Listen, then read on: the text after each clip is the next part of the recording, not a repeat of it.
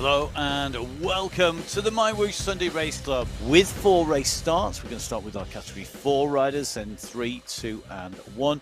Our riders lined up in yellow, that is our Category 1 riders. In green, our Category 2. In blue, Category 3. And Category 4 riders behind, we've got one real fast attack off the front here.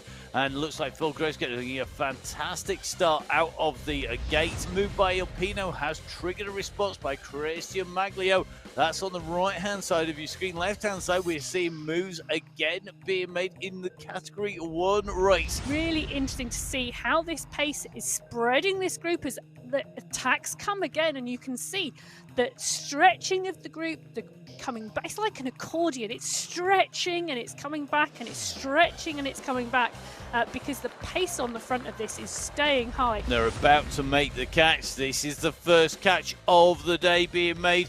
It's Category 1 chasing down the leaders in Category number 2. And there it comes. I've just seen 10 watts per kilo from Ollie Jones. Someone had to respond, and Jones is the guy to do it. He is indeed. He always says he waits and he waits and he waits. But look at this. He's trying to come across. Remember, we've got a long way to go on a climb. We are currently at 41.5k, which means we're 3.5k to the summit, and still we're seeing attack after attack. Less than 400 meters to go. Safrazad is pushing on hard. Knudsen is not far behind, 3 seconds back to Michael Knudsen as Safrazad pushes with 150 meters to go. He's on the downhill segment now, and he's going to kick, and you're going to see the finish line of front, and it's coming fast, and Safrazad goes through that line.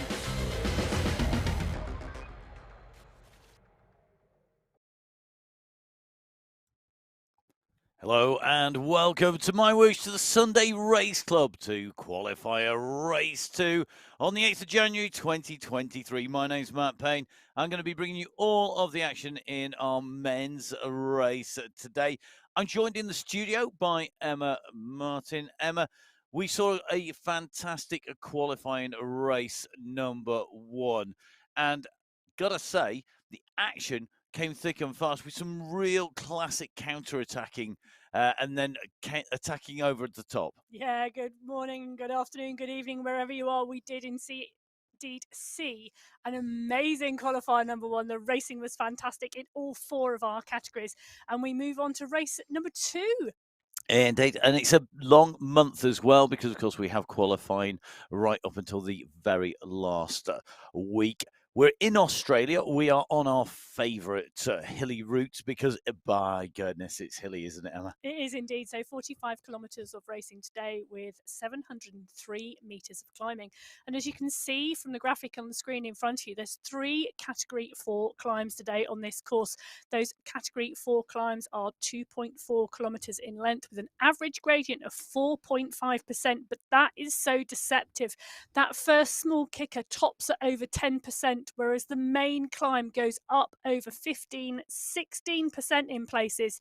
So these are really steep climbs, but there is more climbing on the rest of this course than there is in those 3 Category 4 climbs combined. So it is just a constant pace with very little rest on this course today. So let's dive in with our categories. 4 category race starts. First category away will be our Category 4 riders, and some class riders in this race field, Emma. Yes, there are indeed. We've seen some really great racing from Category 4. We've got 12 riders on the start sheets today, all individuals, no teams today. But it is a full packed. So the top 5 from qualifier 1 and the top 5 from our December final are all on the start line today. So that's going to be very interesting to see who can take this out. They're all scoring well. They're all doing some great rides. Here we go. Start of the second qualifier. Our Category 4 riders are good to go, and away from the start pens we leave. The riders heading out on to Wollongong, and the start section, pretty much the only flat section of this course in its totality. So this is the part of which it pays to be in the draft, and you can see these riders kicking out plenty of watts per kilo. That's power to weight ratio as we hit the start line. So group number 1 away are Category 4 riders. Now, this is our base category, isn't it, Emma? This is the category that starts our riders on their racing career. It does indeed, and the four categories really show a wide representative nature of cycling and the racing on the Sunday Race Club, with the different levels really working to put same stage riders and same pace riders together for competitive racing on the Sunday Race Club. And it works, Matt. Look at that start and look at that bunch on the road. These category 4 riders have gone out hard, but they've gone out and they've produced a good group here, a group of all the riders together to move through that flat section before they hit that first climb today. And the riders will come around this sweeping left-hand bend. There's then a slightly tighter right bend, little bit of a descent. I mean, not literally fractions of a percentage, really. And then we go into the first climbing section. Anybody who hasn't warmed up correctly could well feel the effect of that climb. It's a small climbing section. It's not a categorized climb, but it takes us from the shoreline up onto the cliff edges of Wollongong. And that is key. So our riders are making the way down and along. You can see on the map on the top right-hand side of your screen, the riders in there as category 1, 2, and 3 await their race start. The next category will be category 3, followed by 2, followed by 1. But the category 1 riders with plenty of time to get their warm-up in, because they're not going to be going for a long while yet. So the category 4 riders coming into the sweeping bend, currently covering 1.3 kilometers distance for the rider that you're seeing on the top left-hand side, along with all of their stats. The map on the top right-hand side, right-hand bar down the side, is the riders that are around whoever we are viewing, and the riders now onto that climb. So as they go up on to this ascent, the gradient kicks in. As you can see, we are now topping 6% and still climbing, and that means that the group is splitting, and you are seeing who has got that climbing skill from the word go, and that is different to the skill of climbing at the end of a race. Yeah, it is indeed. But we're seeing names come to the front. We're seeing Kamish, Goldburn, Finati, Suarez come to the front here. You know, these are the riders we would expect in this category 4 to be able to pull away at the front of this group on these climbs. So the category 4 riders, the leaders in category 4 over the top of this section. And we do, of course, see 1 or 2 riders playing it smart, waiting for a chasing group behind to come. And that could well be the case. Interesting that Molina at the moment just being distanced here. That's not what we'd expect from Diego. Diego normally right up in the mix, but let's see how he can push on here. I think he's going to be at the point where he's got to consider his options. When it gets to about 10 to 15 seconds, that's when it becomes very difficult to make that time back. So we'll come back to our riders in category 4 very shortly. We can see our category 3 riders lined up. We're in with Heath Eckersley there, but these riders in category 3 have 1 minute to their start time. So 1 minute to go. If you're watching live, guys, you are into that final countdown. Category 3, the next step up the ladder, with some great teams in here. The UAE Road Warriors, who are almost ever present. The Team Strikers, Fat and Furious, and Core 1.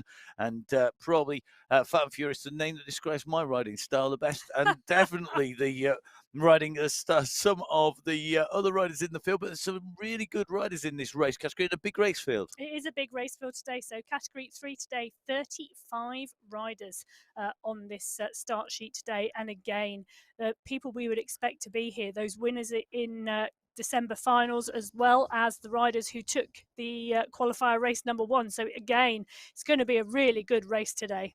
It is. So the riders about to kick off from the start line. So as the power goes down, these riders are waiting for the go, and it happens. And these category 3 riders are away for qualifier 2 of the Sunday Race Club. So they push round and away from the start line. The power is strong as they are moving through and around to take the road that will lead them out. A flat start section today, but this group are moving well together. So we can see a category 3 on their way off from that start pen area. Big group of riders. Emma, how many riders was it again in category 3 in total? 35 on the start sheets Wow. today. And we can see it's a good group and a good strong group, and they've all moved out of that pen together. So looking like it's going to be a really competitive race today, category 3. It does indeed, and of course, with that head start, getting some sliding room before you get caught is critical. And we do see riders in the categories other than category 1 taking the win since we've had the change across to having a staggered start, so that the category 4 go first, followed by 3, then 2, and then finally category 1. So on your screens, right hand side in the red, category 4, left hand side category 3. The distance on the ground between the two sets of riders is about 2.7k as they come along this straight, 2.8k or so. Both sets of riders on a relatively flat section. We're seeing the grey boxes in the top right hand side of the map box, so you can just see it up there. The top right hand side of your screen in the grey, it means that the gradient is nothing that is going to trouble the riders if it is in isolation. But remember, of course, these smaller gradients, if they continue for any duration or they come as part of a bigger climb, can still take the toll. Now, this group looked to, after that initial surge off the line, to have calmed down a little bit. You can see the group are spread further across the road here in Wollongong in Australia. Not one long, thin line, which is a surefire indicator that somebody is putting the pressure on. But the riders will know, because we use Wollongong circuit quite a lot. It's a very popular circuit. It's popular with us. It's popular with the viewers. It's also popular with those riders that can climb, let's say.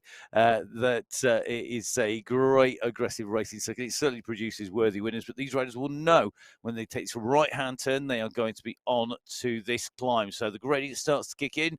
Watch top right-hand side of your screen. That grey box will change. Here we go into the gold. It's going to work its way through the orange, and then eventually it does go into the red, which is exactly what our riders are likely to be doing at the back, because they're having to respond.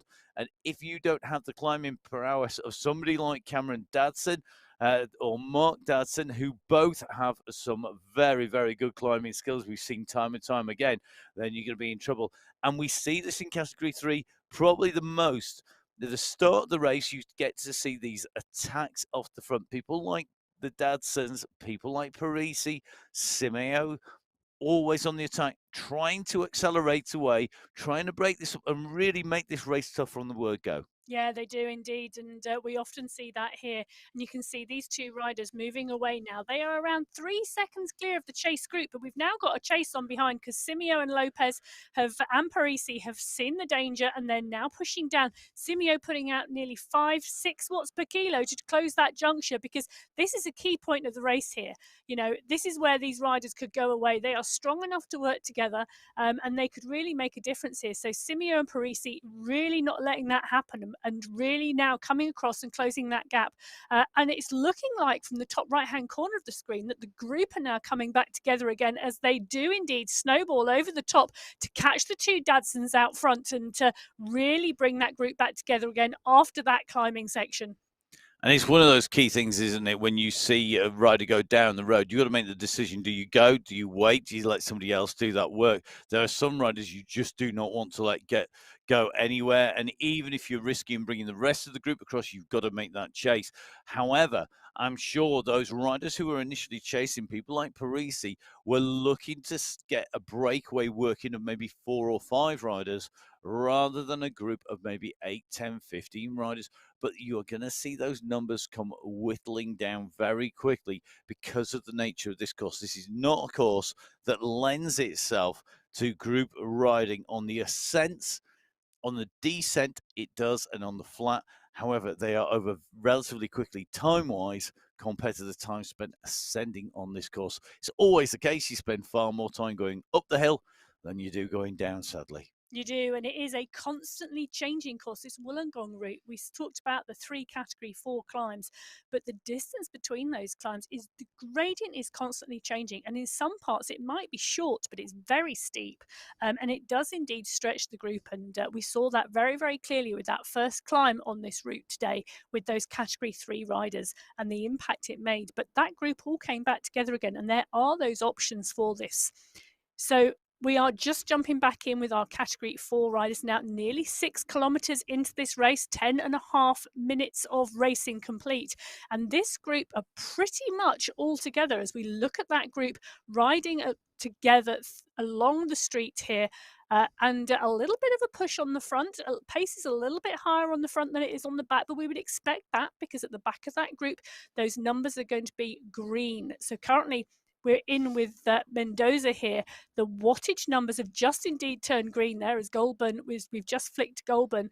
Now, the difference then be the black wattage numbers that the rider has no draft effect on them. When those watts turn green, the rider is making the benefit of the draft. And that is absolutely key in racing on the MyWhoosh Sunday Race Club, utilising the draft to your benefit.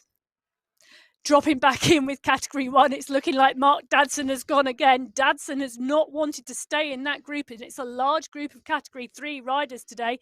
So Dadson has pushed on. Simeo is actually pushing to try and come across.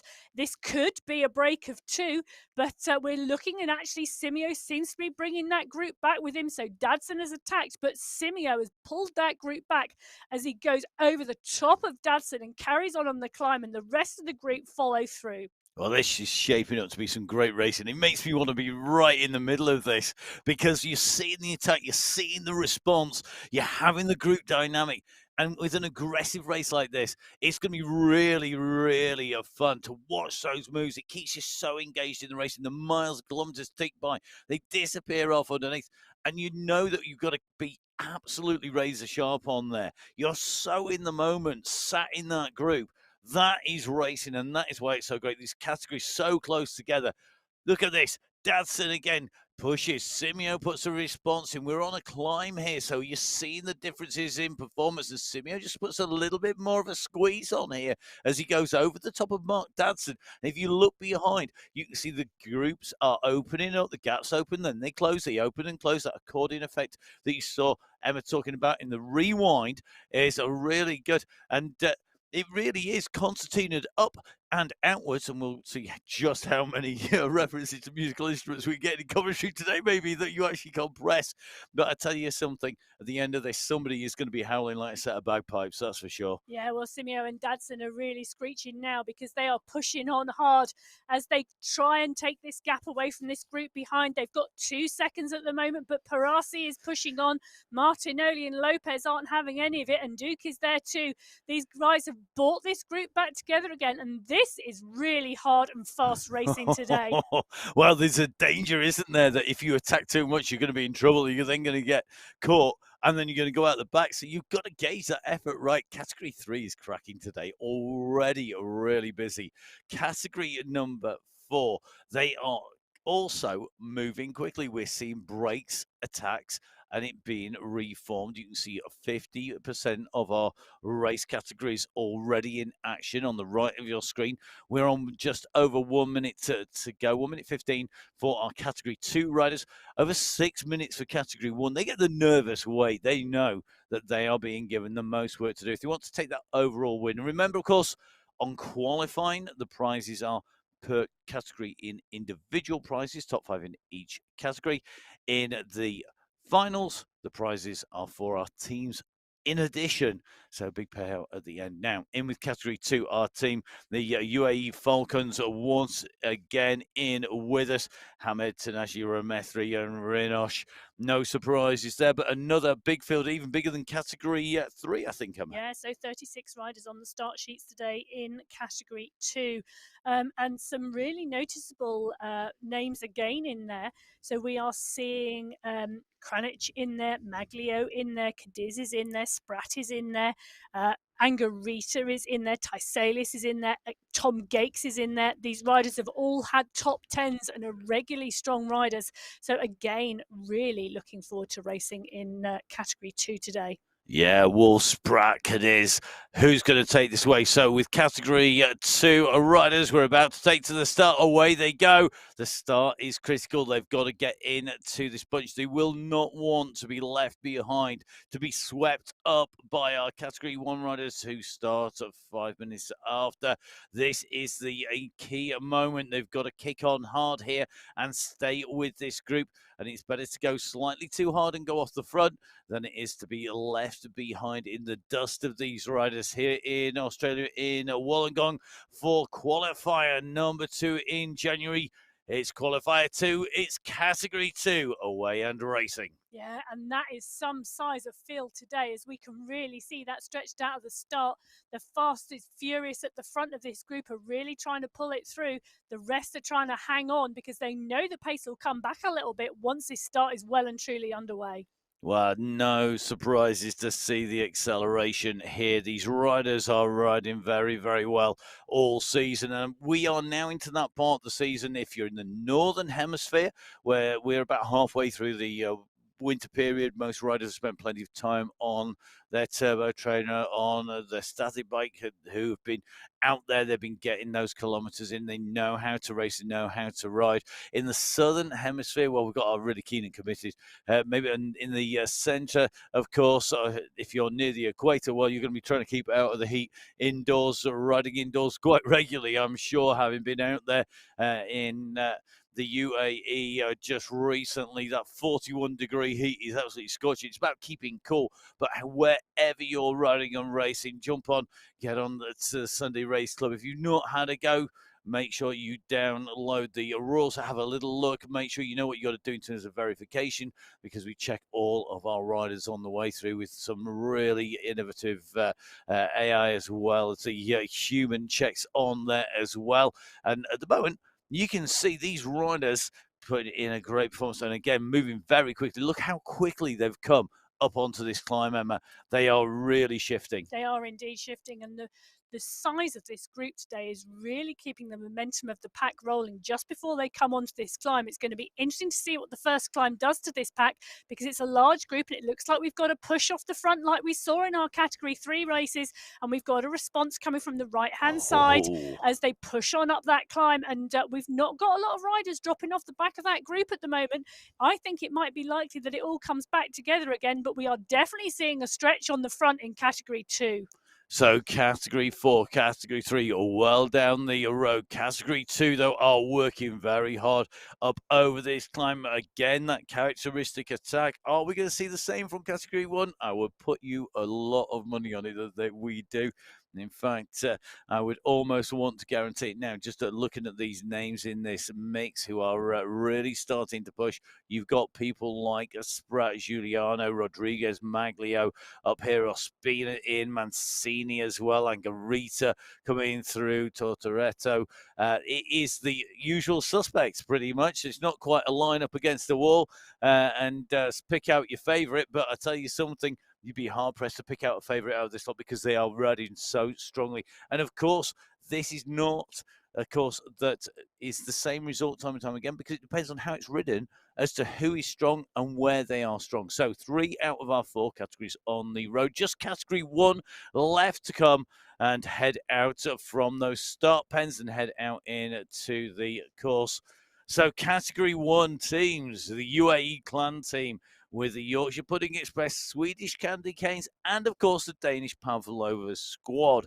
The question will be, who is going to take it on out of these guys? The Pavlovas are the riders to beat with Knudsen, Jones, and Osborne. But the UAE clan team rides strongly as a team, and that is really key. Waffles from Belgium, the Slinky Boys, as well as the Italian Gelato, going to be looking to challenge as well. The Gelato team with Mel and Noran. Noran riding very strong last week. Really interesting to see that. We'll see who's going to take this on. Emma, it's a good-sized race field. It's a huge race field today. 46 riders, 7 teams in category 1. And in the last 6 weeks, we've had 3 winners in category 1. Vink, who took pretty much every race throughout December. Knudsen knocked him off the top. And then Safrazad last week took the win. So again, really looking forward to this racing today, because it's been so dynamic. So as we line up for the start, and we are in with Pablo Popovic, already starting to put a little bit of extra power on those pedals as the time comes down. The category 1 men are away. The men category 1 are away. The power is down, and Popovic is pushing hard to get to the front of that group and lead that group out for this race today. So our riders away in category one doing an amazing job off from the start line. And you could just see the kick from Popovic. I thought that comment there, winding up the power, the timing of Popovic, he's superb. He is indeed, and he knows exactly how to ride this platform. He has ridden in, day out. He knows the courses back to front, and he exactly knows the technique to apply and how to use momentum. And using momentum on the MyWhoosh platform, particularly on the Sunday Race Club, is an absolutely key skill and one you need to be dialed to be in that top 5. Well, I think the UAE clan team have got so much experience on the platform. People like Pablo Popovic, Said Safrazad and co. But I tell you something, the Yorkshire Pudding Express are deciding to go on the offensive early. Look at this, Mitch Ferry and Phil Graves. I tell you what, let's just go down the road. Well, Yeah, I'll tell all you right. what, Yeah, why not? Fawcett is joining them because Fawcett is sticking at 8 watts per kilo at the moment. Knudsen has seen him as well, but there's a 5-second gap back at the moment. So Graves and Ferry, Fawcett is crossing over. Safrazad has started to pull on the front of the pack because we saw this last week, didn't we, with a really early attack, and it's gone again because, this is such a competitive field that taking 46 riders with you to the bottom of the first category 4 climb, when you know the climbing ability and quality of these riders, you just can't do it. You have to race hard and you have to push hard from early on. And you can see SS responding to this. The UAE clan team, we talked about how strong they are as a team. SS in pursuit. I see Popovic, Safrazad, Mistakes 100, all up in the mix. And all of these teams know that they cannot afford to let riders go down the road. They've seen it happen with people like Michael Nussen. We've seen Michael Fink go down the road. I mean, we are seeing riders who are in there. In fact, in the end, the only way to stop Vink from winning was to use his own tactics against him. And that's how Knudsen took the win when he was in there. But of course, with Vink now gaining that professional contract due to his performances on esports, I think we will likely to see less of him on the platform, quite simply because he's going to have to put in training. He's got team commitments, so maybe that was a good move because it took him out of contention. Well, and let's not forget media commitments as well. There's been quite Yeah. a lot of media around Vink joining the team, Matt, and there's been those commitments as well. So not just bike commitments, off the bike commitments as well. I'd say the off-the-bike commitments are more damaging to people's performances as well. So back to our racing. Category 1 on the left of your screen. The last riders to leave the start gate, approaching 2 kilometers, 11.5K in. Well, look at this. Mendoza is leading the riders up the climb at the moment, and he is really pushing on. He's at 11.42K, so well into the climb. And as you can see, the damage is being done behind Mendoza with Suarez chasing, but the gaps have really opened up in category 4. Category 3 are on the climb as well. They're a little bit further down. So the category 4 riders on the final slopes of the big climb. On the initial slopes, it is category 3. On the run-in, category 2, and just leaving the start, category 1. Yeah, and take a look at the distance that category 3 group have made on category 4. There's 1.5 kilometers between those two now, and it was 2.7 at the start. So category 3 are moving through this race really well and closing in on category 4. But these climbs, Matt, they go up this category 4 climb 3 times, and the finish line is at the top on the final climb. So the climb here in Wollongong, Mount Pleasant, not just a single climb, a double climb. There's a small climb section first, then the riders go downhill, and then they go up the main part of the climb. And they do that 3 times, and only on that 3rd time do they see the finish line at the top. And that is going to be key for the riders, making sure that they have enough energy left, enough performance left to put in a great ride on the final climb. And yet, as you said, they won't want to take riders into the first part altogether. So they're going to need to be reasonably aggressive with that as well. The category 1 riders continue to push on at the moment. Martin Martin's right up at the front as well. Another rider who's improving time and time again. Good to see that we've got Jason Osborne back in with us as well. I mean, a rider who almost started the trend of pro contracts from the performances on esports. And, he's a talented athlete in many sports. Let's face it, he's an Olympic rower. However, you can tell He really, really he loves coming on and racing. He's back on the platform. He's back at racing.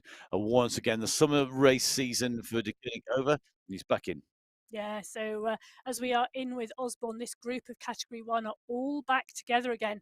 You know, this course today in Australia, this Wollongong route, as we were talking about, 3 Category 4 climbs today. There's 13.9 kilometres between the top of that first Category 4 climb and the bottom of the next. And it's constantly rolling, and you can see from that course map, there's very little flat on this course today, and that really pays its tolls. And it does also mean there's lots of attack points for these riders. Now, it is indeed that third time up that Category 4 climb we will see that finish banner, and a welcome sight for a lot of our riders today. I think whether you're at the front or the back, it's a welcome sight. Probably the worst place to see is if you're in second position rather than taking the win and you were battling for the win. And look at this, Phil Graves again, looking for that win. Clear on the front, being chased down by SS by Michael Knudsen. So Knudsen coming across from the Danish Pavlova squad. And I'll tell you something, if this first category racing continues to be as aggressive as it is, they're going to make the catch on category 2, who are not as aggressive as we have seen previously. But that will in part be because our regular aggressor, and in fact a winner of the racing overall on the Alula Heritage Climb course, Francis Alpino, has been moved category. He's been rewarded for his his wins and rewarded for his increase in performance. And well done, buddy! I tell you, it's the guy's absolutely storming. Rewarded with shift up to Category 1. So, yeah, indeed, Il Pino, who has been absolutely dominant and really, really strong recently in Category 2 and been putting in many top 5 performances, top 3 performances. He took the win in the December final, and he took the win last week as well. You know, and those performances, the way these categories run on the MyWhoosh Sunday Race Club allows people to move between categories dependent upon performance. And Il Pino now on the start line with Category 1. And that is a great move up. I've got to say, I'm really, really impressed by the improvement and by the increase in performance that he's put in, and that improvement. But you reach a point where if you're racing against people slower than you, you don't keep improving. You need to move up and ride with people who are better than you to keep going forwards. Yeah, and we've seen that in the women's racing. We've seen some of the Category 2 women move up into Category 1, you know, and that additional push and that starting with the Category 1 riders has allowed them to develop even more, and their performance is coming on by that progression, and it'll be fabulous to see that happen with Il Pino. It will indeed. I think he's a rider to be reckoned with. Let's see how he gets on today. We can just see the Category 3 riders. They are pushing their way up here.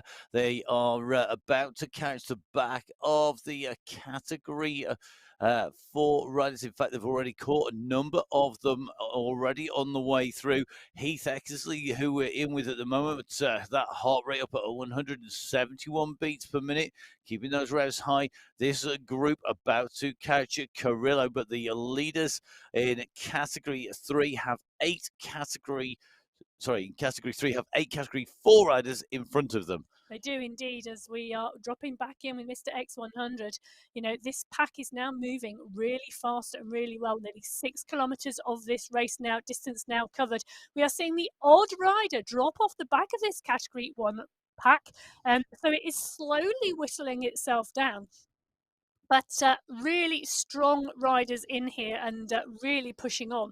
You know, and interestingly, look there. So now you can see Category 2 on the right-hand side of your screen, Category 1 on the left-hand side of your screen, around 2.6 kilometres separating these two groups. And a few of those back markers, I think, have already been snaffled up by those Category 1 riders within such a short distance of less than 10 minutes of racing. Indeed, and the other thing we need to remember, of course, is not everybody's going to be racing for the win or to put in a monstrously fast performance or have a hard training race. Sometimes people have to fit into their schedule just doing a qualifying race, which is a ride through. So they're going to ride through the race, they're going to get through the finish, they're going to get that qualifying performance in and qualify but not necessarily use it as a training session or a racing session, but a qualifying session as well. Yeah, so some So you can see people come back through. You can indeed. So some of our riders are here for the top five. They're here today to try and take a top five and qualify for prize money. Other riders here are here to qualify and get a verified ride for the final. And the final, because it's a team competition in the final as well, and you need 2 verified completed Sunday Race Club finishes to qualify for the end of month final. Now, this month, Matt mentioned earlier, is indeed a long month. So there are 4 qualification races throughout January, and then the final on the 5th Sunday of the month. So some months take 5 Sundays, some months take 4 Sundays. So more opportunities to qualify this month than in other months. And of course, with time being limited for most of our riders, because most of our riders are not professional athletes or have the time to train professionally all the time and put in those kind of hours, we do see riders having to use this as training races, but also everyone loves to race. You don't enter a race because you don't like racing. You enter a race because you love racing. You want to ride against people. You want to see how good you are. You want to get that performance, and you want to feel good from racing. And that, of course, means that a lot of the people using it as a full-on race, whether they're in with a chance of taking away those top 5 prizes, or it's about improving. What was my best performance? Was it a 4th, a 5th, a 10th, a 16th, a 64th, a 164th? If you're improving time on time, that's what we're all looking for. Yeah, and let's remember, it's not just the front end of the pack that are racing. Further down that pack, other people are racing week in, week out. It's the same riders on the start list, and there are many little competitions going on amongst the pack. There are indeed. So, Zach Nair, who we're riding in within the pack, another rider who we see putting in great performances week in, week out. It looks like we're going to catch David Milano here as we come in and through. So, David's seeing the Category 1 riders coming sweeping through. We're in with Mr. X100 at the moment. Now, his heart rate characteristically are usually lower than we see a lot of the other riders. Generally, doesn't go quite as high when we go into those peaks. So big heart, and that's translated in his role as road captain as well. Yeah, it is indeed, and you're quite right. These riders' heart rates are very, very variable. We will see some of the riders. We've seen Knudsen go to 203. SS, Mr. X100, I think if his heart rate hit about 165, he'd be blowing hugely into the red as well. So the riders on their way. We are in with SS as they go down, and you can see with our split screen here, it is 8.4K with 10.4K, so 2K separating screens 1 and 2, the categories 1 and 2. A little bit lower down, you can see that category 3 currently at 14.6, 14.8 K, and it's 16.8, so 2 kilometers separating category 3 and category 4. Yeah, and that's really interesting, isn't it? Because we were talking about 1.5 kilometers separating them, but they were on the climb at that time. And category 4 obviously went over the top of the climb first and hit the descent. And that's what stretched the distance there. So, really interesting what this course does to the catch as well, and to how close you think you're getting to the group in front. And it's always easier to put that little bit extra effort in when you can see the riders. And when you're on that climb, the riders will be getting closer and closer, physically looking closer until they go over the top. And then they rocket it up with pace and they disappear off down into the distance. Yeah, but look at that group, Lopez, Simeo, that category 3 riders, as we drop in with our category 2 riders who are on that climb, and they're on the second part of that climb at the moment, which is the steepest section. Cadiz and Maglio are pushing on there, and some strong cadence coming out of Maglio as we watch cadence at 91 RPM, and you can see that really pushing some good power, but particularly high cadence. So Cadiz, Maglio, Spratt, Giuliano, the 4 riders here at the front of this category 2 race. Torrento is with them as well, and just starting to stretch off the front of that, and Spratt. So this is a really key race with some key riders in. I can see a little bit further back, Kranich is there, Borgen is there, Giuliano is there. These are the names we would expect to see really fighting it out and battling it out as that category 2 race stretches up this climb. So some really good performances. Interesting, Emma, picking it up on the cadence, the pedal revs there. To put that into context, if you were a regular time trial rider or maybe a triathlete, we'd expect to see something around about the 70 marker. I find a lot of big power riders will go for low revs. Generally find that most of the pros riding between 90 and about 110. Track riders will rev up to about 140, 150. And that souplesse or that suppleness that allows you to get those revs in is really key to respond to moves. So if it's an aggressive race with changes in gradient, having that cadence variability is really key. Well, talking about responding to moves, Matt, the Category 1 riders have just covered 10 kilometres. They are now well into that first section of the climb of Mount Pleasant, the first time up this Category 4 climb, as they start to push. Still a good group together here. They are moving well. We're in with Alfib, Fawcett is there, Van den Eck out, Vijacin, Knudsen, Noren, Peniza. You know, this is the type of riders. Osborne is in there as well. We would expect to see at this point in this race as that group really move well together and still fairly strong together as a group, with just one or two riders trailing off the back there as they are in the foothill section of Mount Pleasant. So category 1 in the foothills on that first section of the climb. Then there's a descent, and then the second category leaders, well, they are up near the top, and it's Spratt who is leading out on the right of your screens at the moment. Here he comes. So Spratt is going to come up to the top for the first time with a gap at the moment of about 4 to 5 seconds as he go over the top. He's solo at this stage.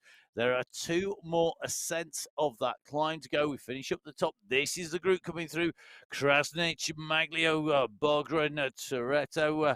Looks like we've got Moreno in there, but look at this second group. They're already charging down group 1, the category 1 group. They're charging down the slopes off the first part of the climb, and they're going to be straight in. And you can see this is where getting the momentum right is key to make sure you go through. And interestingly, big danger moment, Michael Vink moving up towards the front, carrying momentum through.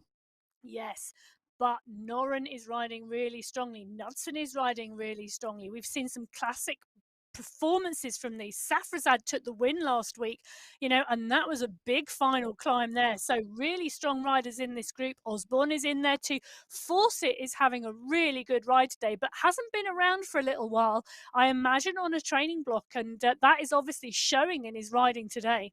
I'll tell you something, he is riding really, really strong, Ross Fawcett. And you can see, I think that group, the way it's sticking together, we are seeing a coming together of people. You sort of see that sometimes where the riders, there's big differences. Some people are just coming off the end, and they've maybe been doing, you know, thousands of kilometers a week and absolutely slaying themselves day after day. And then you have other riders who are just really fresh. But look at this. I think we've just cursed him. I think he's just gone popper. He's definitely disappeared off backwards at a Well, rate of knots. I So don't know that's whether not good. don't know whether he's gone pop or whether he's got a technical issue or he's dropped his phone or iPad or whatever he's working on today, because his wattage just hit zero. So an absolute shame for Fawcett, because just riding so well today there. But we're back in with Osborne, and this group are holding it together really steady up this climb. You know, this is a group of riders who, until they really let rip at the finish, are very, very consistent in their ability, you know, and it makes for great racing. But look at this first ascent of Mount Pleasant today. This group are pretty much working together and holding it together, but the group is much smaller than we started with earlier on. It is indeed, and I think we're going to see Michael Vink really starting to push to wind this up. Now, Vink's classic attack point, he's got one classic attack point. Can you remember what it is, Yeah, Emma? it's the little up and over, the little I don't want to call it a roundabout because it's not a roundabout, but it looks like a roundabout on the screen. It's like a flyover, isn't it? That's the one, a That's the flyover. word It's I the was looking almost for. like the up ramp to go flyover. It spirals its way around. It goes its left-hand turn, and basically you travel basically around 270 degrees around the clock face, heading in an anti-clockwise direction. And basically, it's got a little kicker on there. But Vink at 2 seconds to side Safrazad. I tell you something, he's on some great form. form, isn't he? That win last week, and he is taking it to the riders. He's making people's legs sting as they go over the top there, because he's wound it up, and he has got some cracking company. Great ride by Rakad Al Thib as well, a rider who's been climbing strongly and maybe not getting the results he deserves. Yeah, and I think we saw that last week, didn't we? We saw some early action from Al Thib last week and some great gap closing. But I think he burnt his matches really early last week. He'd closed some gaps, he got dropped off the back, he pushed hard to get back on, and he did quite a lot of work into the first sort of 2/3 of the race. And I think he paid for it last week in the latter stages of that race. But Safrazad pushing on strong. Vujassin is in there today, Paniza as well, Martins is in there, Osborne, Knudsen, Norin.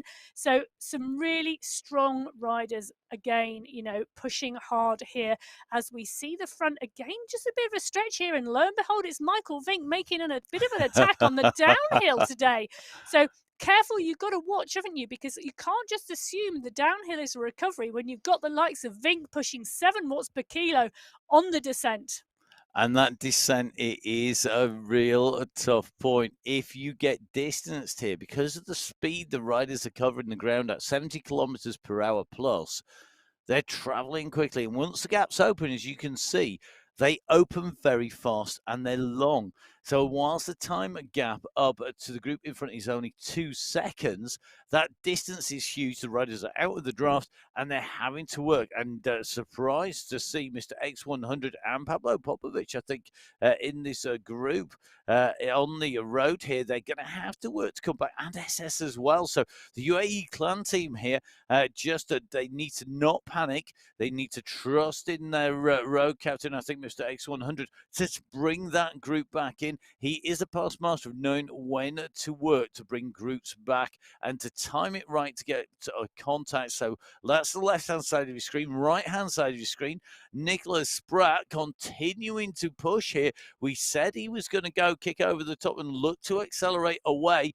Well, he's done that. He's not taken anybody with him. The gaps are opening. Meanwhile, you can see on Category 1, Michael Vink is continuing to push. He knows the danger of letting the group from the UAE clan team come back together. But at the moment, it looks like they are all coming back together once again. Here they are. So the groups are back pretty much together again. I think everybody going to be able to benefit from having one bunch in together. And we are not far away from coming around. You can actually see, if you look at this map at the top, that little bump coming up, that is the kick up onto the flyover. Ah, there we go. And it's going to be really interesting to see what happens here. But we've had multiple people pull on the front of this Category 1 race as we just drop in and we are taking a look on the right-hand side of the screen. We've got Rodriguez in here. These are the riders who are just up the road, and they are less than 600 meters away from the catch of this Category 1 group. Well, you can just see they're going round that spiral climb at the moment. And here's the kicker. So right-hand side of your screen, Michael Phillips, this is a precursor of what's going to happen, I think. You can see the push going on here now in this group. Rodriguez is attacking here and pushing hard to get clear here. They have a little bit of time. They've got about a minute over the Category 1 riders, but you can just see this lift up and over the run over the top of the road to get around. That is a key moment. It comes on the end of a long descent and a rolling descent, and that is one of the critical moments when you are riding regularly. You race regularly. If you are on your absolute limit on that downhill, it's a different type of effort. It's a speed effort, not a strength effort. Yeah, and into that section come these Category 1 riders as they take that sweeping bend. That group is still together, but we're seeing a little push on the front here. Al Thib is towards the back of this group. Knudsen and Osborne are there, but we've got a little bit of a push on the front, and that little bit of a push is coming further down as they all go over the top and stretch now. Martins is the one pushing here. Safrazad is in too, but Martins has just pushed over the top, and you can see that little gap that we've got here. Safrazad hasn't picked the pace up too much. Osborne is behind, but they're at 3 watts per kilo. Martins is at close to 6, but I think they're going to come and take that gap. But Martins really pushed on and showed just what an impact you can have using that small section of course. Very little distance to cover. One effort, big damage can be done. And even if you don't go clear, you've just made everybody work hard. And just as importantly, nobody's done it to you. Because quite often, offense is the best form of defense. If you know that this is where you've got distance, but for the last 3 times we've come to this course, I tell you something, you don't want it to happen a fourth time. You will go and do everything you can to beat off the front on that point. And that is also where we see it now. Counter attack coming from Michael Vink on category 1. It's going to be quickly answered. You can see the response in the teams in yellow. Category 2 in green. The leaders just up the road from category 1. That's a gap coming down at an absolutely phenomenal rate as the riders continue to push here in Wollongong in Australia. We're about to come past the pens and go past where our riders started, and our category 1 riders on the road now for about 25 minutes for the first time around that circuit. Remember, it's effectively 2.5 laps. It's 2 laps plus the run to the top of the climb, and that section then is at 11.8k. But the key factor on all of this is a mountain top finish, and that will be telling. Now, you can just see Tom Gates, one of our regular riders on MyWhoosh, on the right-hand side of your screen. Martin Martins on the attack on the left-hand side of your screen. So again, Martin's pushing on here, looking to close gaps down, looking to get across, looking to bridge up the road and make it hard for everyone else. And it's great to see Martin Martins putting the attacks in here. Yeah, and this is going to get interesting now because this lead group of Category 1 riders are going to shortly see the back of the Category 2 field.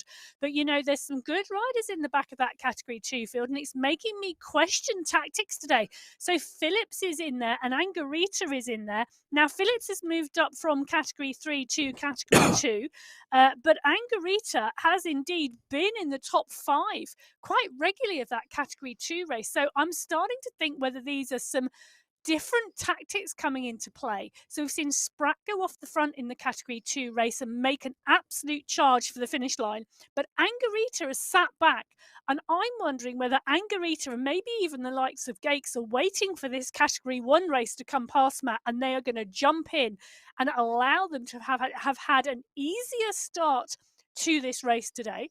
Well, we've definitely seen. I think that's the key. We've got Gates pushing on there, and that heart rate of Gates, it's 150, so he's working steady, isn't he?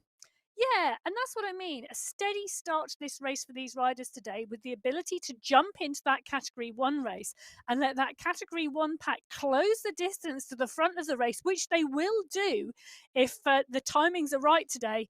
And they've just ridden a very different type of race to Spratt, who's pulling off the front. So the catch is made by Martins, who's come up on to these riders, just gone past Gates and Angarita, who, as Emma predicted, are responding to this. So is this tactics that Emma was just talking about coming into play? Left-hand side of your screen, you can see the overview. Right-hand side, you can see the detail. And that is the same riders essentially up at the very front, the top of the screen. It is going to be the riders leading this out is Martins and Angarita. This is the chasing group behind, just about to make contact as well. And you can see this is where some of that confusion also comes in. And these riders at the moment trying to profit from it. Mistakes 100 up on the front of this group, making sure he's in the right position, not wanting to get caught out. So is Michael Knudsen. Said Safrazad rolling up over the top as well. Osborne very attentive today, but Martin Martins has got a little bit of a gap opened. He's put a little bit of a stolen, a little bit of a distance here. He has indeed. There's about 12 or 13 seconds there, I think. And at the moment, we can't see that Category 1 pack in the background of Martins. He's got a clear run with Category 2 riders, Rodriguez and Gakes and Angarita, who have jumped in with him. But that Category 1 chasing pack are nowhere to be seen in his background at the moment. Perfect move by Martin Martins. He's used the terrain to absolutely his benefit. And it's fantastic to see a different rider take it to these Category 1 pack today. And I think they've maybe just let him go, thinking, yeah, okay, it's not Vink, it's not Knudsen, it's not Jones, it's not Osborne, it's not somebody who we have to keep an eye on maybe as closely. And now we're starting to see the response. Jason Osborne thinking, hang on a minute. This is starting to open up here. I need to watch this move here. I need to start to go across. He's kicked clear. And interestingly, he kicked hard to go clear of the group to try and break the draft and now has settled down a little bit. He's still pushing, but the group behind has that momentum, that mass, that big wedge driving through the air.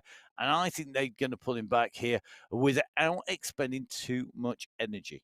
Well, it's interesting, isn't it? Because we've seen riders time trial away from this group and to pick a good, strong pace and rely on the variability of the pack, the attacks, the rests, the attacks, the rests, the looking at each other to allow someone to time trial away. And it's going to be really interesting to see what happens here. You know, Knudsen currently at 6.5 watts per kilo, Vajasan pushing on, but some of the riders in the pack here, you know, are not pushing as hard, but you can see that graphic on the top right hand side of your screen, and that is absolutely key. I think you are right, Matt. I think we are going to see the catch, but I think Martins is going to hang out for a little bit longer. Well, here we go. Another section where we come in. It's a long, draggy climb as you come up this little riser here. And we've got a long, straight road in front. The sort that when you're in a breakaway, you know that you're going to get seen. You can take a look over your shoulder and see how close the riders are behind. So at the moment, category 4 currently at 26k, category 3 leaders 24k. It is 21 for the category 2 leaders and 20 for our category 1 leaders. So still kilometers separating them, and the move made by Maglio, Spratt and Krasnich, that is a really strong group. So the attack that went off the front by Spratt has been caught. However, it's only a select number of riders who've done so. It is indeed, and these two strong Category 2 riders have indeed done what we thought they would. Moreno and Gakes jumped in with his Category 1 pack and are now getting a tow, sitting in the draft at the back of the group. It's like jumping on the back of the express train, isn't it? You can just hide behind. You see people do it on speed records, when they sit behind a high speed truck or a car and they hide in the shelter of it and get maximum speed. They're trying to set a land speed record. That's exactly what we're seeing here. This bunch are coming through at absolutely rocket speed and hiding in with that group, letting that big group do the work for you. Really key. You've got to pick your timing, though, because if this group comes at the wrong time, i.e., on a climb, then you're not going to get any benefit. Yeah, and I'm taking a look here and I'm trying to work out where Martins is because this group is now catching a couple of Category 2 riders, so Stretton and Cardenas, just coming up onto those. And I'm looking to see whether Martins has been put back into that Category 1 pack or whether he is actually down the road. I think, do you know, it's difficult to work this out at the moment. I think we're going to have to keep an eye out there. Indeed, I know the team are doing exactly the same. So the riders are just coming up on to the climb. So they're just making the way up on to this next climbing section here. So let's see who's going to put the attack in. And as these riders come up, you can see the gap. It's still 2 minutes to Krasnich from this group here. And that is a big distance. But this group, Emma, just coming back to that point that we were making, the run into the group, when you get caught by a group, is critical. If you get caught on a climb by more powerful riders, they will go past you on that climb. If you get caught on a flatter section, you can take advantage of the draft. You can, and it becomes quite difficult because you really need to pay attention and you really need to watch what's going on. And actually, what's really interesting now, this Category 2 race, Maglio, Kranich, and Giuliano have caught Spratt, and we've now got a really strong group of 4 Category 2 riders here. But what I'm looking at the watts per kilo at the moment, and they seem to have sort of sat and are looking at each other a little bit. And that's going to be really dangerous because that Category 1 group are towing a couple of really strong Category 2 riders. And even when or if they make this catch, that's going to be really dangerous for that lead group unless they stop looking at each other and start working together. Little less conversation, a little bit more action, please. I think at this moment in time required by the riders on the front. If you're listening, guys, time to get a move on. Get get pedaling. Again, they could be working this out. They could think, well, if we're going to get caught, if we get caught on the climb, they're just going to black past us. If we get caught early, we'll get some recovery in with the guys who are coming up with Category 1, and we'll do that before the climb. So watching what's going on, and remember, of course, a lot of the riders will be watching the live feed. Hi, guys. And also watching the screens where they're racing. They're also going to be looking. A number of people will be watching multiple riders at the same time as well. Really is key to make sure you know what's going on.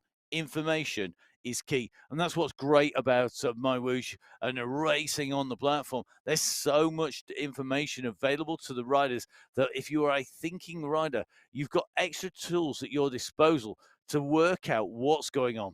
Yeah, and we talked about it being difficult making the catch and going past lapped riders and catching riders and groups in front.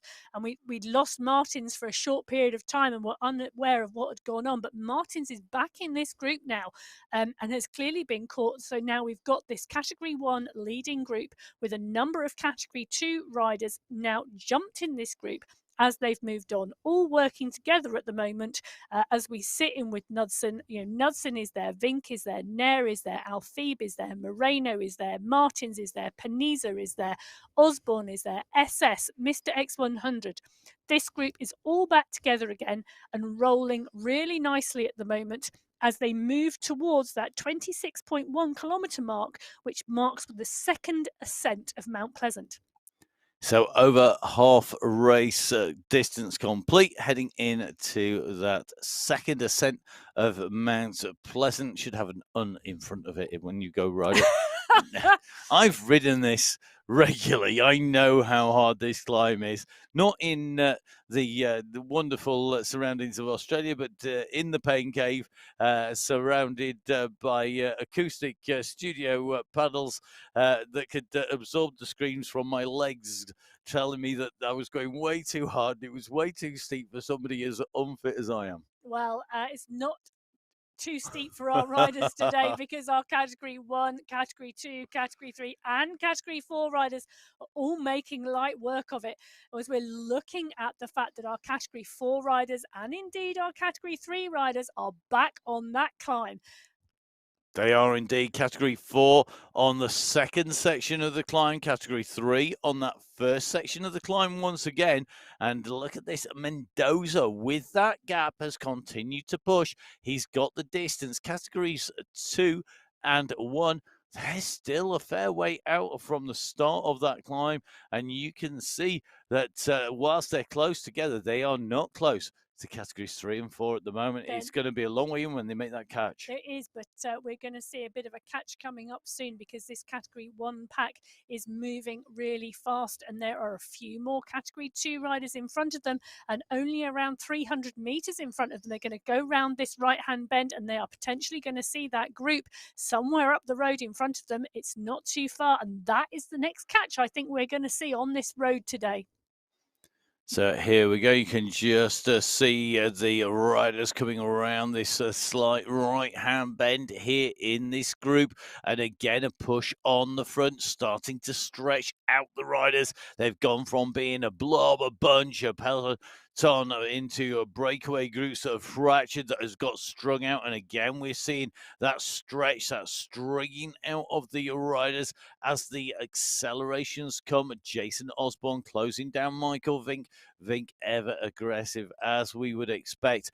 But of course, when you go away and solo to victory for the first time, it could be a surprise for people. When you do it the second time, yeah, okay, it's, lightning does strike twice. However, once you see it happen time and time again, you really do know that that is somebody to mark. And then it's much harder for the rider that does that to pull it off. And in some ways, a more impressive feat to repeatedly do that. But we know that there are world-class athletes regularly riding and racing on MyWhoosh on the Sunday Race Club. And again, we're seeing that kind of performance here today. So just in with say Safrazad, the winner last week. However, you can just see his teammate SS going off down the road. And I think the UAE clan team thought, hang on a minute, let's fire some more people off down the road. SS is a really strong rider. I know I joke about the hills being too big for me, but I know I can climb pretty well. I can ride on the platform well.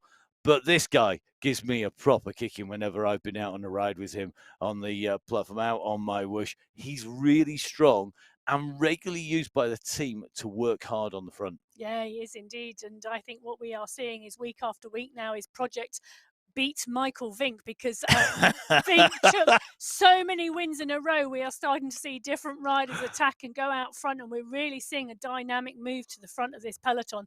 And you know what? SS is the one who's carving it up at the moment and stretching it out down the road.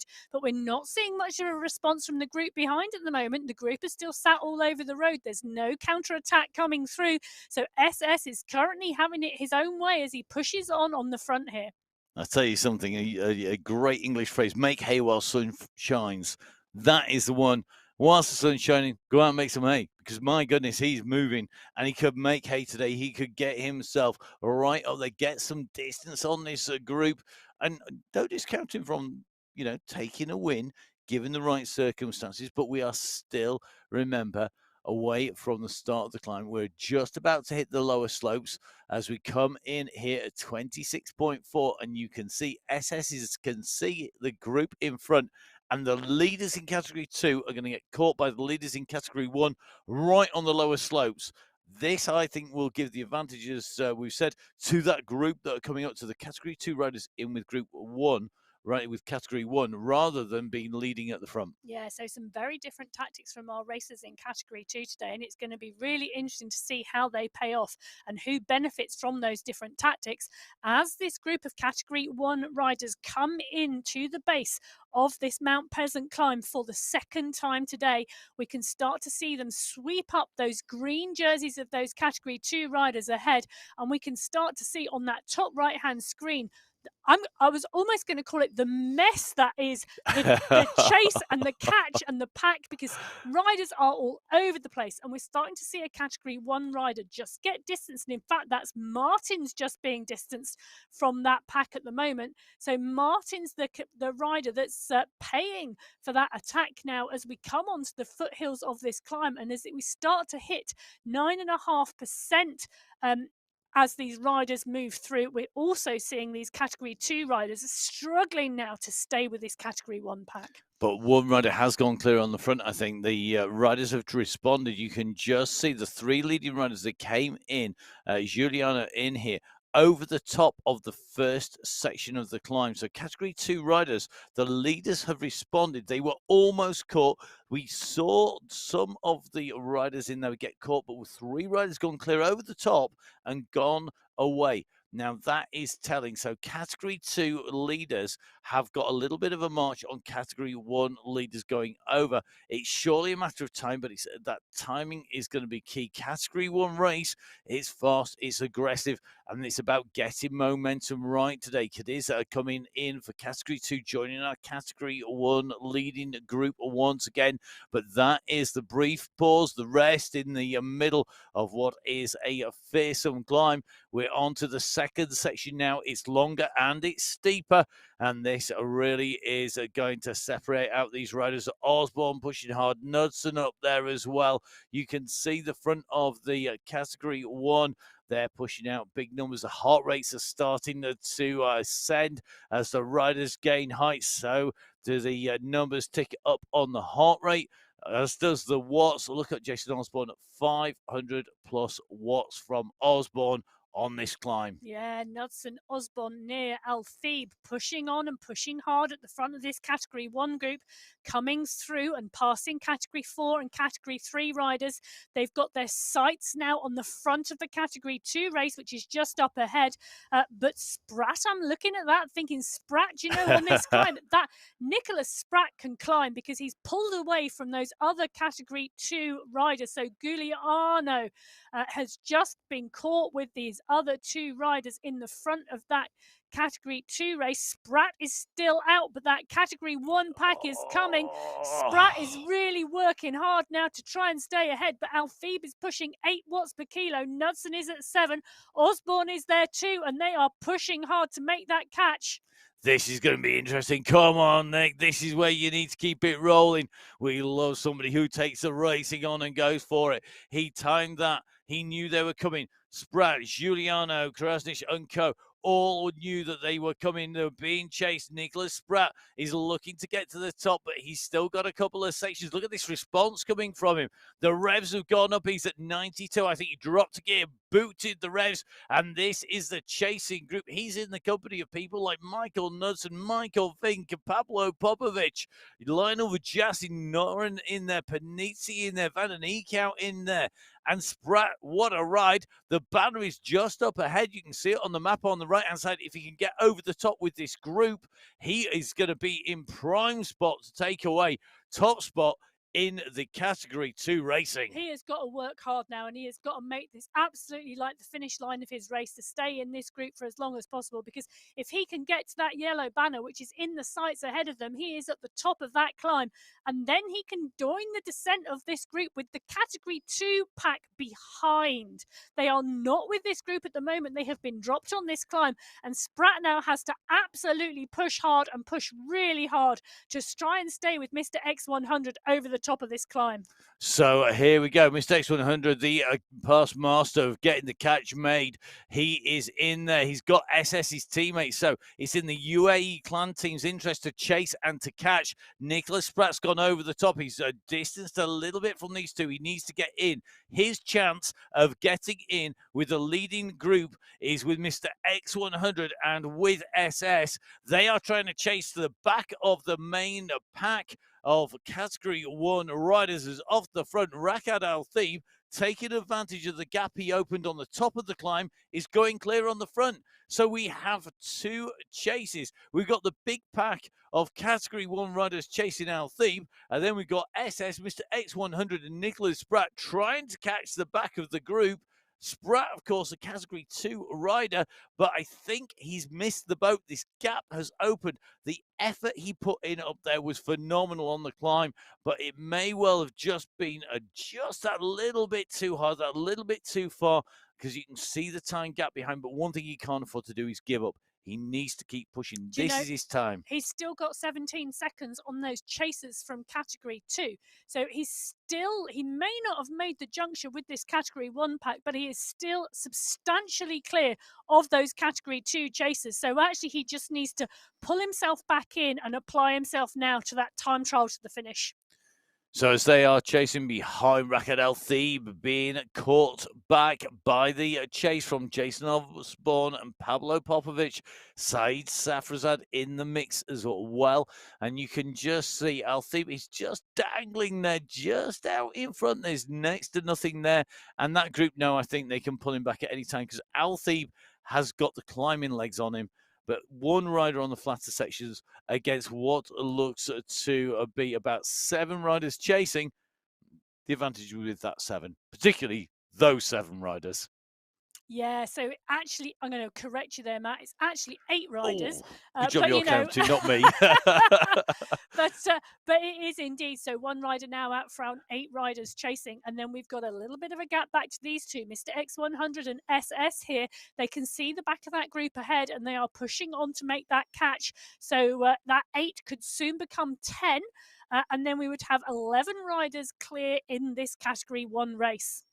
Well, they are coming back slowly but surely, and I think they're going to be catching Lionel Vujasi. Vujasi actually, I think, has been distanced by the riders in front, and this would then make 3 Category 1 riders, but I don't know whether Vujasi has the legs on him at the moment to go after them. A rider who we know has got the ability, but is it in his game plan today? Is it what he wants to do? Put that kind of effort, the sort of effort that will get him back. But look at the numbers coming up.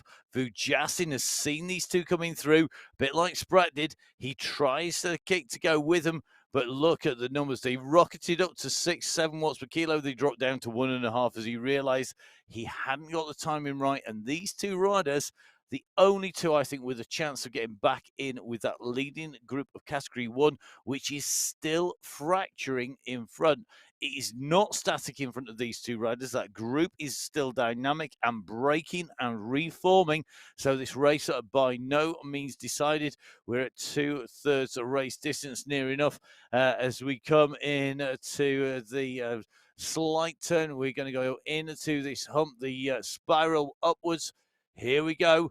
Is anybody going to use this as a launch pad to try and go clear?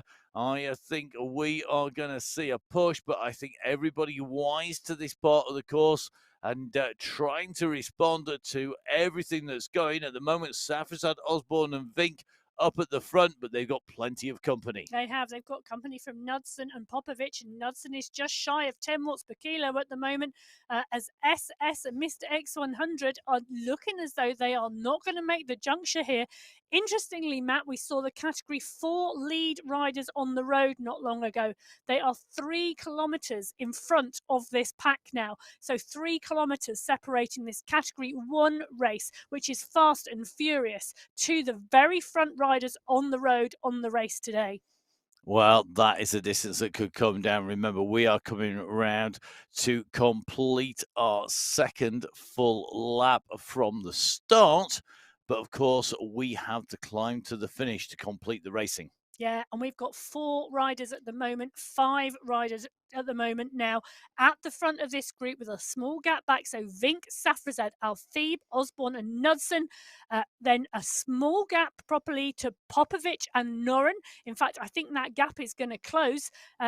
Taking a look back, though, further down the field, we've got starting to get seconds. So 2, 3, 4 seconds gaps now within this pack. So X100 and SS, in fact, SS is now 3 seconds behind Mr. X100. Mr. X100 is pretty much coming up onto Van den Eckhout at the moment, but 7 seconds to Neer, and then 6 seconds to Althebe, and then 7. It's just constantly small numbers and stretching gaps. Yeah, so Mr. X100 on a chase at the moment. We saw him just go over the top of 2 or 3 riders who had been holding the pace and then have gone backwards. He's held a more steady pace and now accelerating up. He's aware he needs to make this catch pretty quickly. But at the front, Michael Vink on the offensive are stretching this group out once again. He does not want to let everybody come back together again. The work that they've done so far could come to nothing if they all sit up. So somebody has to take charge. Somebody has to keep the pressure on. And you can see Vink doing that. You're seeing some of our riders in the category 3 races that get past, just trying to hitch a lift on the riders coming past. I would suggest it's almost impossible, but I tell you something, full marks for trying, because that is how you learn and that's how you get quicker. You jump in, you do it for a little while. It's like trying to hitch a lift on a bullet train when it's at 300 kph. It is absolutely an almost impossible task. But actually, do you know what? This group has started to come back together. The pace has gone off at the front. Knudsen and Vink have backed off the pace, and it's allowing this group to come back together again. So, do you know, look at that. Mr. X100 has still got this group in his sights as he has set that 6 watt per kilo time trial pace, and he has just maintained it. And he has allowed the group to do what they want in front, to push on, to lift off. And he is slowly and surely bringing that time gap down.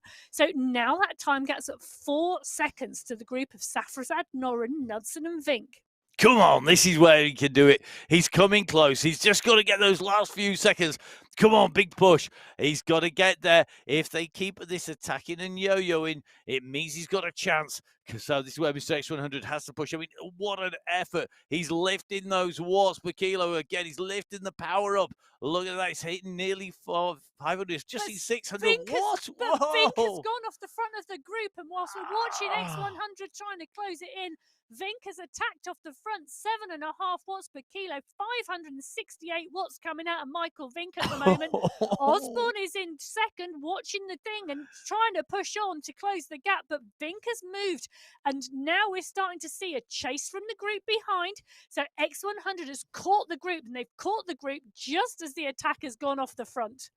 So Miss X100's joining that group. Great ride to get back in. Well done. But look at Michael Vick. He's gone hard. He's being answered, though. Say Safrazad's got after him. It is all action here today on the Sunday Race Club. It is Project Catch Michael Vink and don't let him go. Vink has gone. Safrazad, 11 watts per kilo came out of Safrazad. It was a sprint effort to close the gap, but he's pulling the rest of them along behind as Osborne, Alfie, Popovic and X100 are slowly moving back, but it's a 3-second gap now to Safrazad and Vink. Well, I'll tell you something. It's no matter how strong you are when you're riding, it's almost impossible. If everyone in the race works against you, it's impossible. You can stop people winning. It's done time and time again. We see it on the big tours. We see it on the classics. We see it in racing on and off. If riders work together, they can bring them back. Saeed Safrazad thought, hang on a minute, Michael Vick, yep, better get that quick. Go, sprinting off after him, jumps on the wheels. Now it's up to him. Is he going to work with Michael Vink, or is he just going to let Michael Vink burn himself out? What is the tactic? Are the team working together? So Saeed Safrazad might just encourage Michael Vink to try and stay clear a little bit. Really just egg him on just that little bit to keep that work going, to keep that effort in there, knowing full well that he doesn't need to make the finish because Pablo Popovic, his teammate, is waiting in that group to go boing straight out of the group. And he's there just to egg on Michael Vink and give him that little extra encouragement that maybe is a bit of encouragement too far. Well, we've got a chase coming here and we've got riders now coming across, and that chase group is a long line down the road now as the power is going on. Knudson's at 7.5, Osborne's at 7.3 watts per kilo. They are making that chase and trying to make that juncture back to those two riders of Vink and Safrazad who pushed on hard. And it's doing damage to this group, you know. It's really doing damage to this group. We're starting to see this lead group in the Category 1 race split by this attack from Vink, the catch by Safrazad, and then the realization that those two riders could just go down the road together.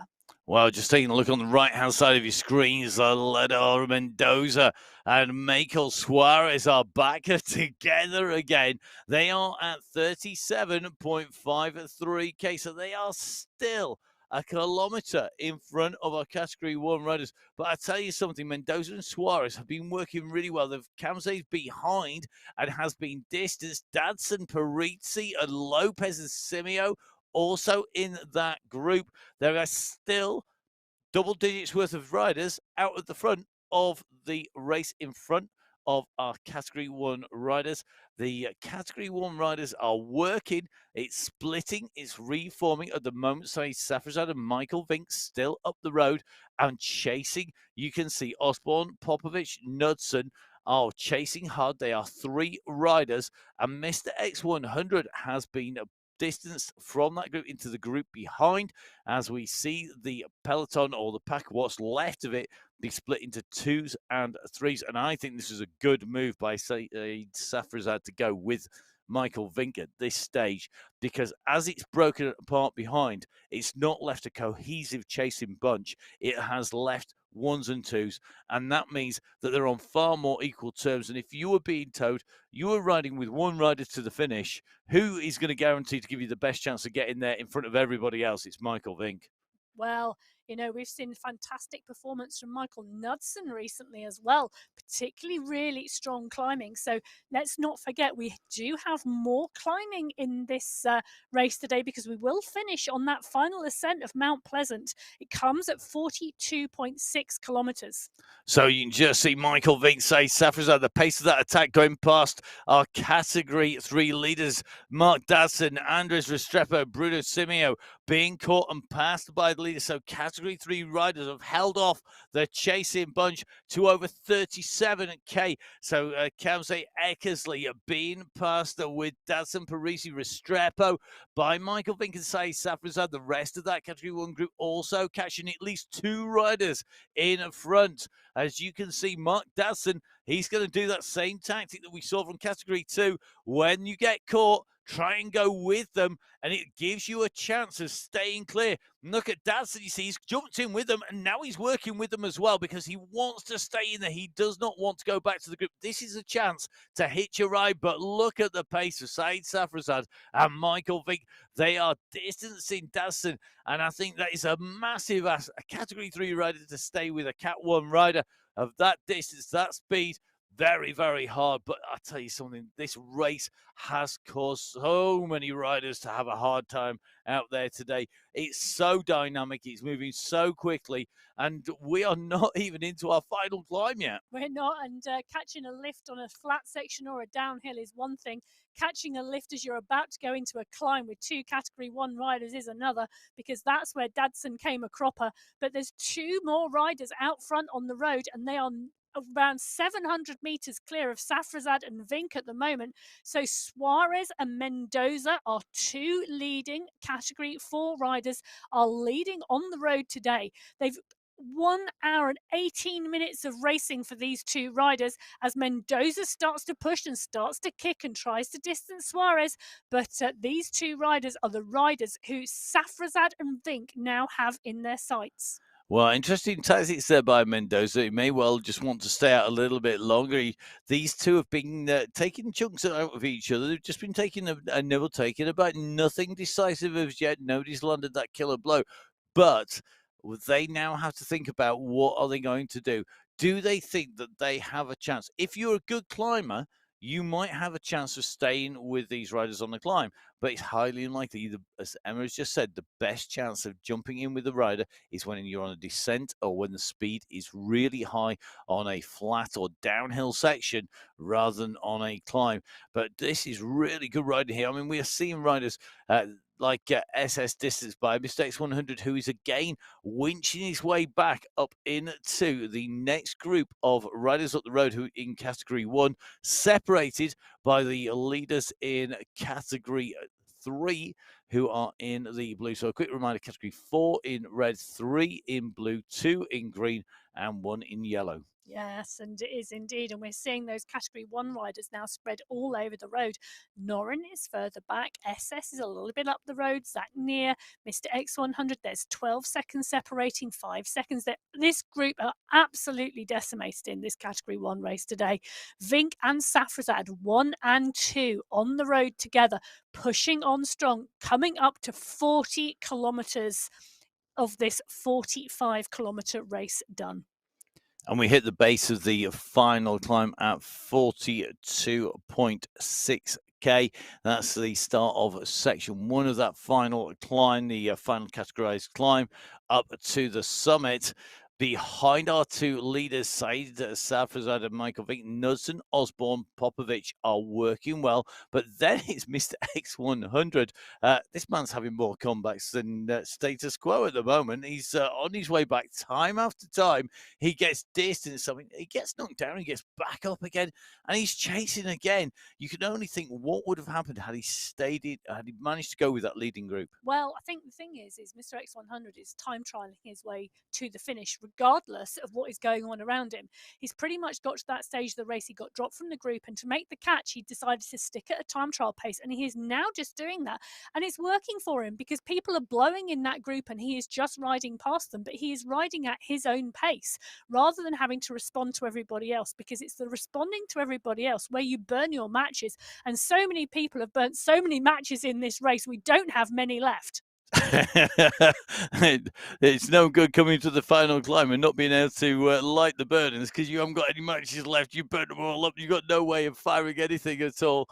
That is very easily done, and it's so easy to get carried away when you're racing and somebody is giving the attacks out. You're responding. You just go through it, and then all of a sudden you go, hang on a minute, I'm in trouble here. And where that you do not want that to happen is on the climb. Now, we can see our two leaders, this Mendoza and Suarez, on the climb in the red. We've got a Louts Category 1 rider just being passed by Michael Vink and Said Safrazad. Great shot on the screen at the moment. As you see the approach of Vink and Safrazad chasing behind. Really tough stuff up on to the climb here as they continue to push. At the moment, you can just see just how hard this climb is because they are continuing here. It's only the gradual foothills. They're still going to be in trouble quickly here. It is, but what a ride by Mendoza and Suarez to stay out for over 40 kilometers of this race today. You know, so just caught now by the first two riders. So Vink and Safrazad going past Mendoza and Suarez, who had been our lead riders on this road for over an hour of this race today. Osborne, Popovich, and Knudsen are our three chasing riders, and it's looking like Mr. X100 has now made that chasing group of 3, 4. So we've got 2 Category 1 riders out front, Vink and Safrazad. We've got 4 chasers, Osborne, X100, Knudsen, and Popovich. So here we go, coming in to the finale. Vink, Safrazad breaking the elastic, dropping category 4 riders, but you know what? They have stayed into that final climb. Great riding. And look at this, Mr. X100. I think he's got them in his sights as well.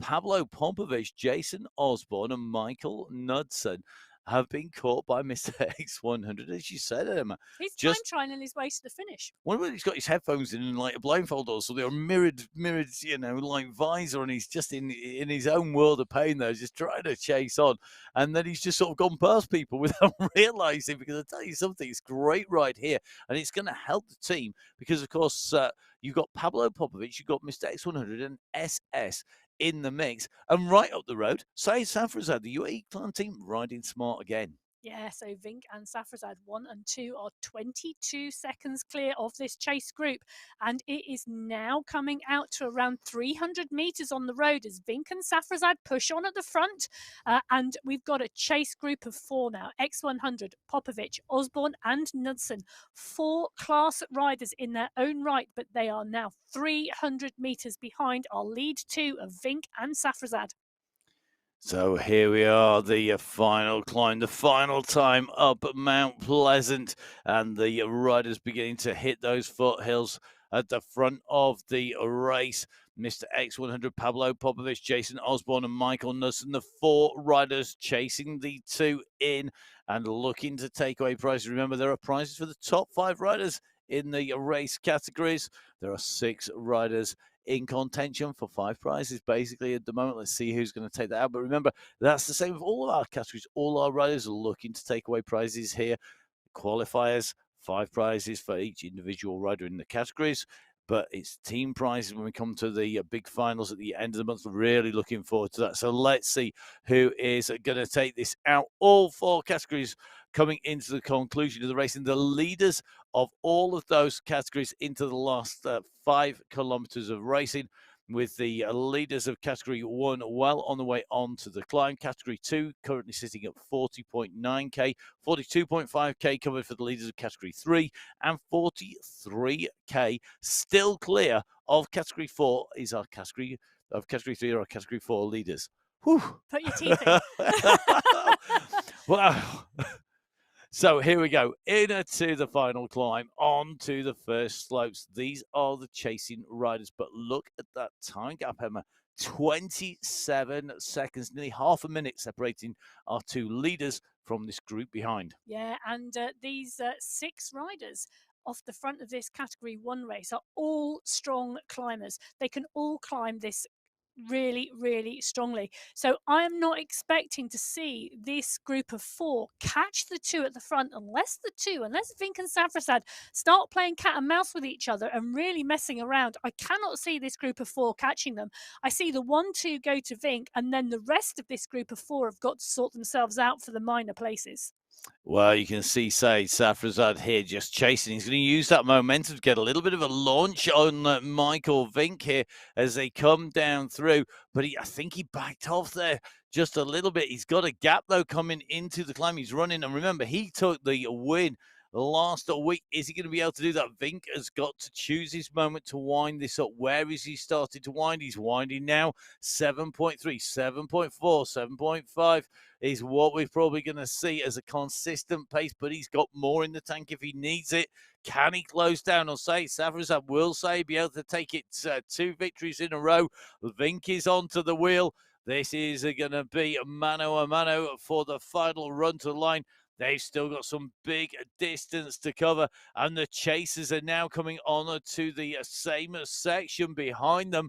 They're on the lower slopes. They've just come around the left-hand turn that brings you on to the final ascent, the final uphill sections.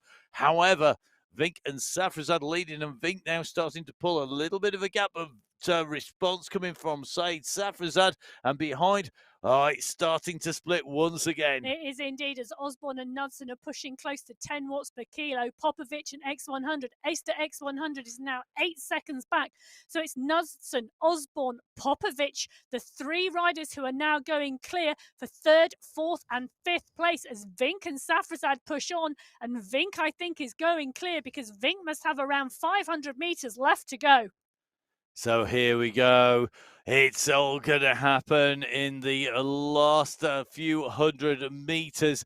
The decisions need to be made by the riders. They need to choose their moment carefully because there will not be many more chances left. There's probably one, maybe two kicks left in those legs. There's probably one or two opportunities to do so. And another kick goes from Michael Vink. We saw him just lift over the 7 watts per kilo marker again. He's settled down about 6.7, 6.8. He's got a gap on Saeed Safrazad, and he is continuing to open because Safrazad is now at 4.5 to 5 watts per kilo. And I think that is the decisive moment. Vink has gone hard. He's opened the gap. He currently only has about 200 meters to go. This is going to be some finish here today. Yeah, and I'll tell you who's coming hard. Popovic and Osborne are kicking out 11 watts per kilo behind because they've seen Safrazad coming back. So it is going to be a real chase for those minor places. So here we go, the second qualifier of January. We have seen the return of the one and only Michael Vink. He's going to come through. He's kicking hard to the line. He's being chased behind by a huge group of riders, but Michael Vink comes through and takes victory on qualifier number 2 in January on the Sunday Race Club. And behind, the race is going hard as Popovic has gone over the top of Safrazad. Popovic is going to come in for second place. Can Safrazad hold 3 because Osborne is coming? But Safrazad holds 3. Osborne takes 4. Looks like Knudsen is going to take 5. Michael Vink 1, Saeed Safrazad 2, Pablo Popovic 3. In fact, just seen those just being chased over the top of there. So Vink, Popovic, Safrazad, Osborne in that order as they come through. What a ride on that climb. Vink, Popovic, Safrazad, Osborne is a who's who. And you know what? That's 2 clan team, 2 Pavlovas in. The next places are going to be critical. They are indeed, but we're watching Mr. X100 now, who has made that fantastic closure in that last part of that race, coming across the line there, clear of his teammate SS, who is going to come in and come through now for what will be 7th place today. So 4 UAE clan team in the top 7. 2 Danish Pavlovas with Michael Vink topping the standings. So the clan team will take away the team win here today in category 1. Remember, of course, categories 1, 2, 3, and 4 all contested. This great ride by Johan Noren. We said he was going well at the start of the show. He certainly has done. He comes in, he's ahead of Noren, the first of the riders from the Italian Gelato squad. So hopefully going to be using some of that to cool back down afterwards. And a great ride by Johan Noren there. Zach Nair coming through to take 9th place. Another good ride by him. And as you said during the show there, Emma, the rider who, again, is improving. And it's going to, I think, be Lionel Vujasin, who is going to round out the top 10 in category 1. Yes, so as Vujasin can just start to see the top of that finish banner ahead of him, it gives him a target for the last 100 meters. So he's just coming up now over the brow of that hill, and that final push to the finish line should indeed take him to 10th position today. So your 10th place for Lionel Vujasin, who's pushing into the line for the Belgian Waffles squad. He's going to come through. He rounds out our top 10 in category 1. But remember, of course, a huge amount of riders still left out on the course. What riding today? I mean, Michael Vink, that final kick as he went clear. Saeed Safrazad had done so much to stay with him. And Pablo Popovic, I'll tell you something, lastminute.com, he may be, but my goodness, he always comes strong. And his timing is superb at the end of a race. He always gets that little bit of a kick. He makes positions in the last few kilometres without fail. Well, to be honest, he makes positions in the last few hundred meters without fail, and it really works for him. Well, a great race so far. Vidal Amer coming through to take 11th place. You can see the win taken by Venk. The UAE clan team taking the team victory. Great racing here today. Amazing to see the riders on there. Don't forget, you can catch up with all of the results, including our first, second, third, and fourth category riders on www.mywhoosh.com. Well, that's the men's race coverage wrapped up. It's been a pleasure putting words to the action. You can catch up with Emma, who will be covering the women's race very shortly. I am going to go off on international duty very shortly indeed, and Emma will be taking you through all of the action in the women's race. So from myself, Matt Payne, from Emma, and from all of the team at MyWhoosh, stay safe, enjoy your bike riding, and we'll see you again soon. Bye-bye.